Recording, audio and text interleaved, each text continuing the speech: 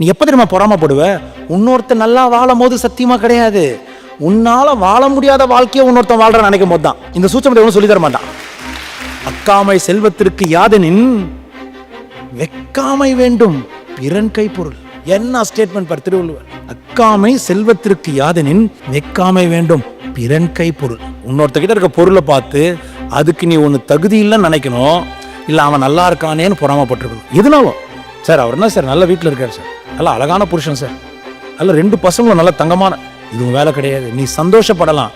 அவனுக்கு என்ன சார் நல்ல பசங்கன்னா உனக்கு நல்ல பசங்க இல்லைன்னு முடிவெடுத்துட்டுன்னு அர்த்தம்.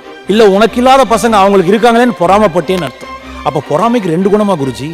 என்னோட நல்லா வாழ்றவனை பார்த்து நான் சந்தோஷப்பட்ட அது பொறாமை கிடையாது. அந்த நல்ல வாழ்க்கை எனக்கு இல்லைன்னு நான் நினைச்சாதான் பொறாமையா? நல்ல வாழ்க்கை உனக்கு இருக்குடா கண்ணு, நல்ல வாழ்க்கை உனக்கு இருக்குன்னு நீ ஆசைப்பட்டதோட புரிஞ்சுக்கிட்டனா அங்க உனக்கு பொறாமையே வராது, அங்க பெருந்தன்மை தான் வரும்.